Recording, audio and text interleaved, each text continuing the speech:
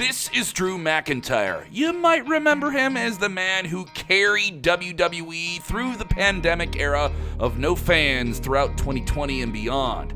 He's never far from the main event, but things haven't always gone the way of the Scottish Warrior in recent years. Unrequited, completely unfiltered victory has never truly been his at the top level. Be it the fault of Roman Reigns and his entire family, CM Punk, or even his own brash overconfidence and hubris at times. But make no mistake, Drew McIntyre is still a very significant player at the top of WWE's card as he waits in the shadows for another return. In fact, he might even be the perfect man to retire John Cena, the legendary John Cena, who's confirmed to have his last tour of in-ring duty in 2025. And if you're not quite convinced, allow us to make the case. You're watching Sportskeeda Wrestling. I'm Kevin Kellum, and we're here to explain to you why John Cena might be retired by Drew McIntyre. Maybe. We're going to start looking at Drew's streak of, let's just say, bad luck in WWE's main event scene since his second run with the company began. Hoping to make the 3MB mistakes of the past and the unfavorable end of his previous WWE run a distant memory, Drew McIntyre exploded back onto WWE television in 2017 and kept climbing up the card despite a few injury blips here and there.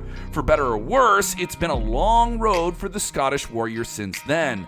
But right now, we're going to take a look at his star-making win in the 2020 Men's Royal Rumble match, the night he punched his ticket to the WrestleMania 36 main event at Raymond James Stadium in Florida, where he would dethrone Brock Lesnar and be crowned WWE Champion to a raucous ovation, the entire wrestling world watching, but that's not the way it happened.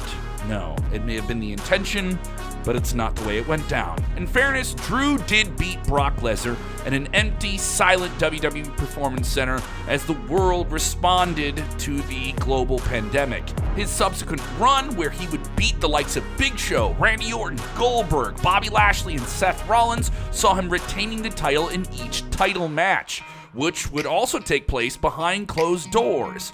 Just unedged there. It wasn't a complete thing, with more of the same during his second run of the WWE Championship in that Thunderdome era. By the time fans were back in the building for WrestleMania 37, Drew would find himself in the opening match, coming up short, losing by a technical submission to the defending Bobby Lashley. Yes, yet another big opportunity in front of a big crowd, but he didn't get exactly what he wanted. In 2022, all eyes were on Drew once again as he headlined WWE Clash at the Castle in Cardiff, Wales. There was an anticipation for him to finally get the big one. The first UK stadium show in 30 years with one of the biggest wrestling names out of the United Kingdom in a pivotal match. In his undisputed WWE Universal Championship bout against the defending, conniving, and always cheating around this time Roman Reigns, Drew had 70,000 people on his side. They truly believed he would be the man to end Roman's record-breaking run right there and almost on home soil. However, it simply wasn't meant to be. With the debuting Solo Sikoa becoming a new enforcer for Roman Reigns, he ruined Drew's night. The Scottish Warrior was then left in the ring with boxing great Tyson Fury singing the Don McLean and Oasis songs as the show faded off into black. Something Drew himself has called the worst moment of his life in a 2024 interview. McIntyre's main event problems would go from bad to even worse with the re-addition of CM Punk to WWE's roster at Survivor Series in 2023. The Second City Saint made his mission to undermine and humiliate Drew at every given opportunity in the following year. Drew, though, for his part, is someone who was starting to feel like he had enough and even gloated about injuring CM Punk in his big return match at that year's Royal Rumble. Drew McIntyre wasn't playing nice anymore, and now he had a personal, bitter issue with someone who was on the shelf, but Drew was going to keep it interesting. beginning with costing Drew his long-awaited and hard-earned WWE World Heavyweight Championship match at WrestleMania 40, right after he won the title, only to have it cashed in on him and CM Punk help him beat him down so Damian Priest had an even softer victim to take the title from. Yeah, Punk then showed up in Scotland at WWE's Clash of the Castle 2024, costing Drew his world title rematch. This left Drew's hometown crowd shocked, stunned, and highly aggravated, but still very silent. Probably wondering how they would ever trust the WWE again. They did this to our man Drew. Punk then added insult to injury by costing Drew his own Money in the Bank cash-in the following month at the namesake premium live event. He meant what he said. He was going to make his life a living hell. McIntyre did beat CM Punk at SummerSlam 2024 with a little help from Seth freaking Rollins, and even stole a bracelet, a personal bracelet with CM Punk's wife's name and his dog on it. Yes, this was now just more than a grudge, but a personal vendetta between the two. But ultimately, their feud would end with CM Punk standing tall, walking out the winner of their iconic bloody Hell in a Cell blow-off match at Bad Blood. Drew may not have been the winner, but he came out a bigger star on the other side of this long, drawn-out grudge that lasted almost the entire year. At this point, you're probably thinking, hold on, this is starting to sound like a Drew McIntyre sad history lesson. Where does John Cena fit into all of this? Allow us to explain. All of that losing and bad luck, well, it doesn't exactly leave a guy looking or feeling like the Chosen One, a name that WWE gave Drew McIntyre in his initial run with the company, even having Mr. McMahon dub him the Chosen One, which is an all too familiar story with Britain's first ever WWE champion. So how can WWE have the right to right these wrongs? Well, how can they make up for the what-ifs, the almost was but never becames with Drew McIntyre? How do they re-establish Drew as a monstrous threat to the main event scene and an all-time great in the company? Someone worthy of the name Chosen One. Someone worthy of being what he was always meant to be, by having him retire the real Chosen One, the 16-time world champion John Cena, who just so happens to be returning for his final run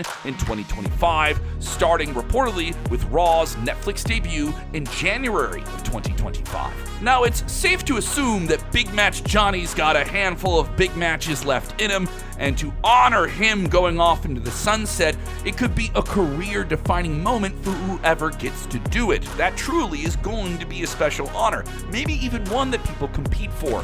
Something like the level of The Undertaker retiring Shawn Michaels at WrestleMania 26, or Brock Lesnar ending The Undertaker's streak at WrestleMania 30. It's gonna be that important, just without all of the shock, disappointment, and sadness associated with the moment. After all, Cena is the man who was looked upon by WWE as the greatest of all time, but the man who represents everything they've ever wanted to be as a company in one superstar, and maybe one of the biggest names to ever transcend the pro wrestling business into Hollywood. So why not let Drew McIntyre be that man to put him away for good? Really establishing him as a towering, unbeatable monster of his era, taking issue with, hunting down, and putting out John Cena, a beacon of hope, the childhood hero of so many, R-Truth notwithstanding. It would make a very evil Drew McIntyre who feels he's doing the right thing, he's the hero in his own story, but the villain to everyone else. This would truly vilify Drew McIntyre to a whole new level.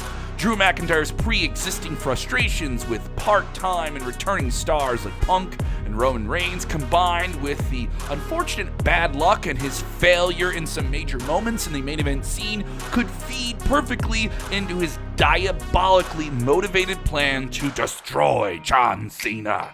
He was supposed to be the Chosen One, and on two separate occasions in 2009 and 2020, the world had other plans despite his best efforts. But John Cena, he's always been the Chosen One.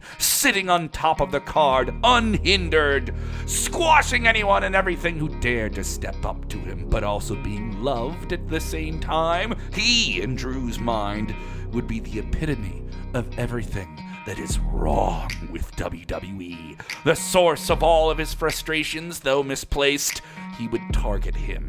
From a creative standpoint, it could make sense to tell fans Cena's run is ending before its time, and the plan certainly seems like it's going to be at the end of 2025, making them think there's more to come before bringing it to an unexpected end with some swift and brutal Claymore kicks, similar to how Brock Lesnar dominated Cena in the main event of 2014. A total squash match to end a career? I don't know if that's exactly how it could go, but wow, what would it make people feel?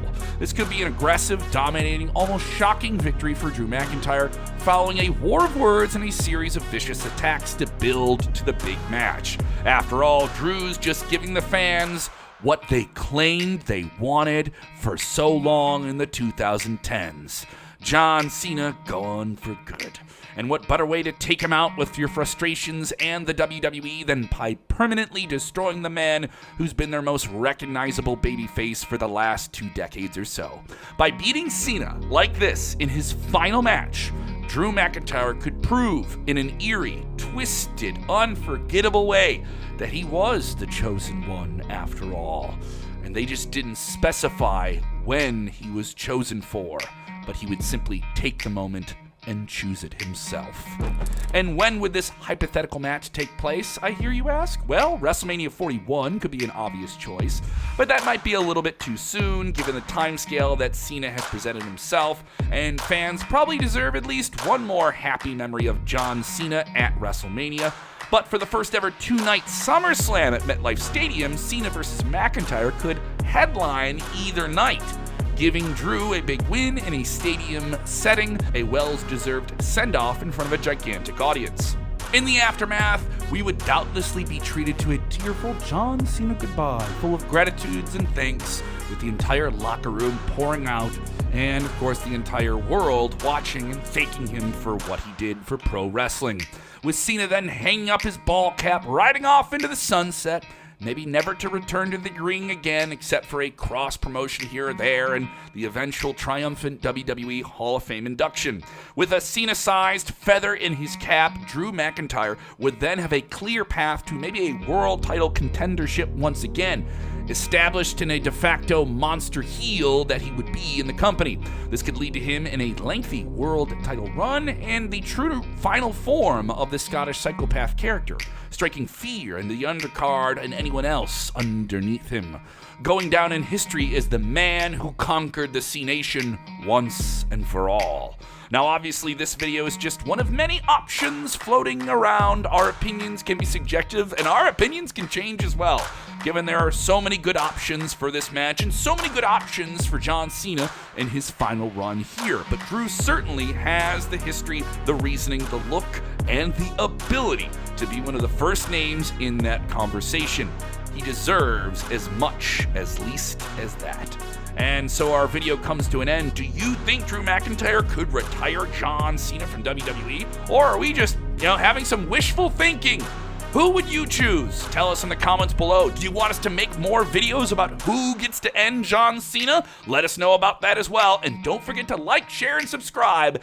Everything Sportskeeda Wrestling for more great content just like this. Thanks for watching, and we'll see you again soon.